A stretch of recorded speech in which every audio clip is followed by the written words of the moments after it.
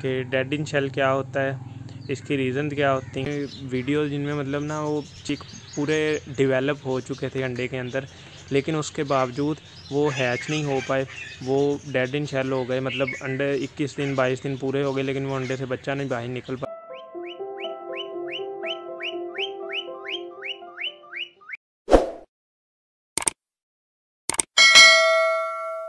अस्सलाम वालेकुम व्यूअर्स, मैं हूं बशीर, आप सबको वेलकम करता हूं अपने यूट्यूब चैनल में।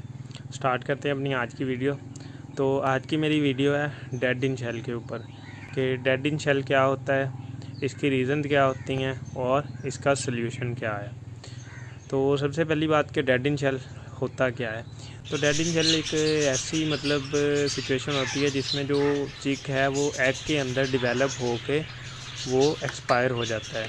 अब ये कैसे होता है कि मतलब आपका एग फर्टाइल है, ठीक है, वो फर्टाइल हो चुका है, उसमें चिक डेवलप होना स्टार्ट हो गया है, लेकिन कोई ऐसी रीज़न बनी कि वो फर्टाइल होने के 1-2 दिन के अंदर अंदर या मतलब फर्टाइल होने के बाद और हैच होने से पहले, यानी अंडे से बच्चा निकलने से पहले वो चिक एक्सपायर हो गया, अंडे के अंदर ही एक्सपायर हो जाता है और वो एग वेस्ट हो जाता है। आपका एग भी वेस्ट और चिक भी वेस्ट। जो एग होता है उसके ऊपर बहुत ही ज़्यादा छोटे छोटे, एग का जो शेल होता है उस पर बहुत ज़्यादा छोटे छोटे सुराख होते हैं, ठीक है, जो आम आँख से नहीं दिख सकते, और उन जो सुराखों से जो अंदर चिक होता है वो सांस लेता है, तो उसके जो है रेस्पिरेशन का अमल होता है उन सुराखों के ज़रिए। तो अब इसकी रीज़न क्या क्या है, ये डिफरेंट रीज़न की वजह से होता है, जिनमें कुछ मैं अभी आपको बताऊंगा। उनमें तो एक रीज़न ये तो होती है कि आपका सबसे पहले ह्यूमिडिटी का इशू, ठीक है। ह्यूमिडिटी मतलब जो हवा में नमी का तनासुब है वो एक रिक्वायर्ड अमाउंट से बढ़ जाना और बहुत ज़्यादा बढ़ जाना। अब ये कैसे होता है कि मतलब अंडा है ना कोई भी बर्ड का, उसको हैच होने के लिए या उसको एक नॉर्मल जो है ना ह्यूमिडिटी जो चाहिए होती है वो 50 से लेकर 60 के दरमियान तक होती है।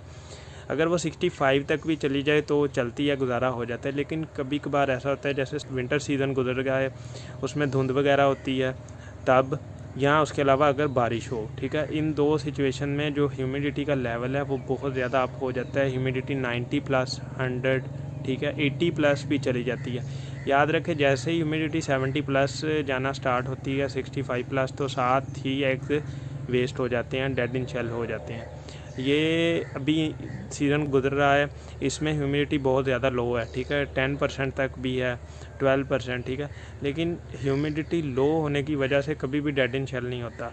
डेड इन शेल तब ही होता है जब ह्यूमिडिटी बहुत ज़्यादा बढ़ जाती है।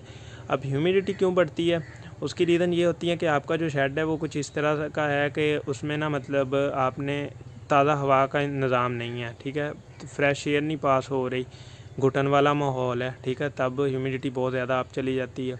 उसके अलावा जैसे मैंने आपको भी बताया कि बारिश वगैरह का होना उसकी वजह से भी हो जाता है। लेकिन एक और रीज़न जो इसमें होती है विंटर सीज़न में जो ज़्यादातर डेड इन शेल होता है वो इस वजह से होता है कि आपका हीटर का इस्तेमाल, ठीक है, टेम्परेचर को मेंटेन करने के लिए आप हीटर का इस्तेमाल करते हैं, हीटर की वजह से भी बहुत ज़्यादा डेड इन शेल होता है।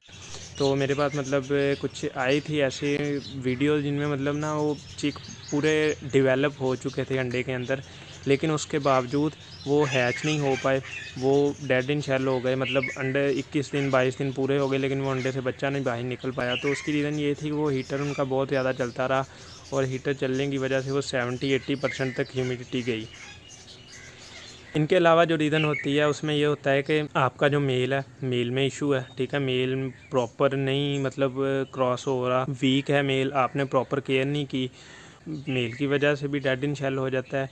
या फिर ऐसा है कि आपका जो लाइट है ना, जो आपने शेड के अंदर लाइट ऑन की हुई है बर्ड्स के लिए, वो बर्ड का जो ब्रीडिंग बॉक्स है उसके बहुत ज़्यादा करीब है, तो यहाँ आपका जो अंडे हैं उन पर डायरेक्ट लाइट पड़ रही है किसी भी तरह से, ठीक है, तो उससे ये होता है कि जब लाइट की इंटेंसिटी बहुत ज़्यादा तेज़ होती है तब भी डेड इन शेल हो जाता है। या फिर आपने कैल्शियम का जो ओवरडोज़ है, ठीक है, कैल्शियम आपने इतना ज़्यादा इस्तेमाल कर दिया है कि वो जो है शेल इतना ज़्यादा हार्ड हो चुका है कि जब चिक ने हैच होना है तो वो चिक जो है वो हैच नहीं हो पाता, अंडे को तोड़ नहीं पाता अंदर से, वो अंदर ही मर जाता है, ठीक है। बहुत से लोगों को आपने देखा भी होगा कि वो अंडे को मतलब उठा के उसको ना मतलब आर्टिफिशली उसको तोड़े होते हैं उसमें से चिक को बाहर निकालने के लिए। तो ऐसा इसी वजह से होता है कि जब मतलब शेल हार्ड हो, आप मतलब चिक जो है वो खुद नहीं बाहर निकल पाता, उसके डेज़ पूरे हो चुके हैं। तो जो एक्सपर्ट्स होते हैं उनको तो मतलब इस चीज़ का पता चल जाता है कि अब मतलब डेज़ पूरे हो चुके हैं, अब तक बच्चे को बाहर आ जाना चाहिए था। लेकिन जो बिगनर्स होते हैं वो मिस्टेक कर जाते हैं, कैल्शियम का बहुत ज़्यादा ओवरडोज करते हैं, कैल्शियम की अमाउंट इस्तेमाल ज़्यादा करते हैं कि जी ज़्यादा फ़ायदा होगा। तो ये सरासर मतलब एक नुकसान की बात है और बर्ड के लिए यह हार्मफुल होता है।